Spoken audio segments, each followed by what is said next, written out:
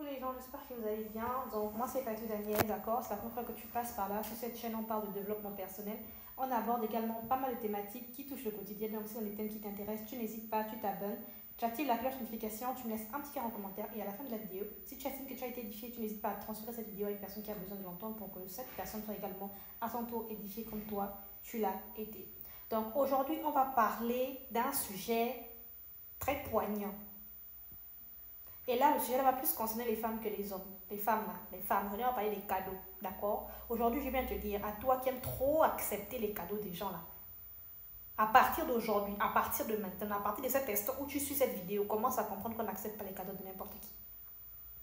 Commence à comprendre qu'on n'accepte pas les cadeaux de n'importe qui. Oh, il m'a acheté un sac, j'ai pris. Il m'a acheté une paire de chaussures, j'ai pris. Oh, tel m'a acheté ceci, j'ai pris. Est-ce que vous savez que le simple fait de prendre le cadeau de quelqu'un peut toi te lier spirituellement à la personne? Est-ce que tu sais ça? C'est-à-dire que il y a un échange d'énergie qui se fait. Est-ce que toi tu sais que le simple fait d'accepter le cadeau de quelqu'un, toi ça peut te lier spirituellement à la personne? Est-ce que tu le savais? Bon, si tu ne savais pas ça, je vais t'apprendre ça aujourd'hui. Donc à partir d'aujourd'hui, arrête d'accepter les cadeaux de n'importe qui. Tu ne connais pas la personne, ça fait peut-être 2-3 jours, vous connaissez, vous fréquentez, 1 semaine, 2 semaines et tout. Il arrive un bon jour avec un cadeau, il te donne, toi aussi tu prends. Pourquoi? Pourquoi? Non, je suis désolée en fait, on ne prend pas le cadeau de n'importe qui. On ne prend pas le cadeau de n'importe qui. Déjà, l'une des raisons pour lesquelles il ne faut pas prendre le cadeau de quelqu'un. Déjà, quand quelqu'un t'offre un cadeau, tu ne connais pas véritablement quelle est l'intention profonde. Peut-être que la personne ne te l'offre pas juste parce qu'elle est généreuse, d'accord? On sait déjà qu'à la base, quand quelqu'un offre un cadeau, ça c'est en général. Quand quelqu'un t'offre un cadeau, en général, c'est que la personne est généreuse, la personne veut te faire plaisir et tout le reste, voilà. Mais il y a aussi d'autres cas de figure dont on ne parle pas souvent, mais qui en réalité existent. Le cas de figure où quelqu'un t'offre un cadeau, veut faire passer ça pour de la générosité, mais au fond, il y a quelque chose d'autre qui se cache. La personne t'offre le cadeau avec une mauvaise intention derrière. À supposer, par exemple, que la personne t'achète un sac. C'est même pas ton anniversaire, c'est même pas ton mariage. En tout cas, il n'y a aucun événement particulier qui mérite que tu reçois un cadeau de quelqu'un. Une comme ça, elle se lève comme ça, un bonjour, elle t'achète un sac, elle vient, elle t'offre. Comme ça, sans rien. C'est-à-dire que vous n'êtes même pas genre amis, proches. Sans rien, elle t'achète le sac, elle te donne. C'est même pas dire que bon voilà, elle était en voyage et tout, elle est revenue de voyage, elle est dans un pays étranger, elle est visiter, donc c'est normal si c'est sa copine, sa meilleure amie, elle apporte un petit cadeau, un petit souvenir, ça ce sont des choses qu'on reprend. Je ne parle pas de ce cas de figure là. Je parle du cas de figure par exemple, c'est ce genre de personne, vous n'êtes pas vraiment amis. Genre certes vous entendez bien, mais ça ne va pas plus que là en fait. Un bon jour, elle t'achète un sac, elle te donne, c'est pas ton anniversaire, c'est pas ton mariage, rien du tout. Tu m'achètes ça, c'est par rapport à quoi? C'est en vertu de quoi? C'est en vertu de quoi? C'est-à-dire que c'est vrai que ça fait pas joli de dire non, mais poliment, non merci, c'est gentil. Apprenez à dire non. Apprenez à dire non. Parce que sincèrement, il faut se poser les questions. Hein. Sincèrement, il faut vraiment se poser les questions. Certes, on est dans un monde où on se dit que bon voilà, ça sert à rien de se méfier de tout et de n'importe quoi. Mais moi, je vous dis, mieux vaut être prudente ou prudent, d'accord? Face au monde d'aujourd'hui, au lieu de vivre comme si le monde là, on vient dans un monde de bisounours. C'est tellement de choses bizarres qui se passent. Quelqu'un vient et t'offre quelque chose, toi tu penses que c'est de la générosité. Entre-temps, il y a une arrière-pensée derrière qui se cache. C'est un cadeau empoisonné qui est là. Avant qu'elle ne vienne te donner le sac en question, là, le sac, elle a d'abord dormi quelque part dans un cimetière ou chez le féticheur de son village, ou je ne sais pas. Après, elle prend le sac, elle vient, elle te donne. Elle achète un portefeuille. C'est un portefeuille empoisonné qui est là. Ça, le portefeuille, elle a fini de dormir, je ne sais pas, dans je ne sais quel village. Après, elle prend le portefeuille, elle vient, elle t'offre. Elle a fini d'aller travailler, ça fait pas dans son village. Tout simplement parce qu'elle ne veut pas, toi, te voir évoluer. Combien de filles se sont retrouvées dans ce genre de situation? Et puis, c'est toujours les filles. C'est plus les filles que les garçons dans ce genre de pitrerie là. C'est plus nous. Je ne sais pas pourquoi en fait. Mais les femmes, elles sont très dangereuses, honnêtement. Ça ne sert pas à nous peut-être. Elle, tu la vois, elle est tout le temps là, très gentille, elle rit tout le temps en train de montrer les dents, très gentille et tout. Vous n'êtes pas copine, vous n'êtes pas amie. Vous entendez juste bien, mais c'est elle qui se lève comme ça. Attendez, je m'arrange un peu pour dire qu'elle va t'offrir quelque chose. Bon, ok, d'accord. C'est sur base de quoi? Donc ce genre de cadeau-là, apprenez à refuser. Dites non. Tu ne sais pas peut-être que le cadeau qu'on est en train de t'apporter là, c'est un cadeau empoisonné. Ça c'est un. Premier cas de figure. Deuxième cas de figure, l'histoire des cadeaux là. En fait, ça fait en sorte que toi qui as reçu le cadeau, tu sois redevable vis-à-vis de la personne. C'est-à-dire que quelqu'un t'a offert quelque chose. Toi-même, moralement, je te dis que lui elle est gentille avec moi, ou celle elle est gentille avec moi, elle m'a offert quelque chose et tout. C'est-à-dire que dans l'avenir, tu vas aussi chercher. C'est-à-dire que psychologiquement, tu te dis que tu as une relevance contre la personne en fait. Tu vois, ça crée une certaine relevance psychologique et ça, ce n'est pas bien. Honnêtement, ce n'est pas bien. S'il y a bien quelque chose qui est magnifique dans ce monde, c'est d'être libre. Libre dans sa pensée, libre dans ses faits et ses gestes. C'est-à-dire que quand tu fais quelque chose, tu le fais librement. Tu ne le fais pas parce que elle a fait ci ou elle a fait ça pour moi. Non. Non, non, non. Donc les cadeaux qui viennent du nulle part là, apprenez à refuser ça. Apprenez à refuser ça. Autre cas de figure encore qu'on va évoquer et là ça va faire mal. Les filles qui aiment prendre, autant pour moi, pardon, Seigneur, le conseiller m'est blessé.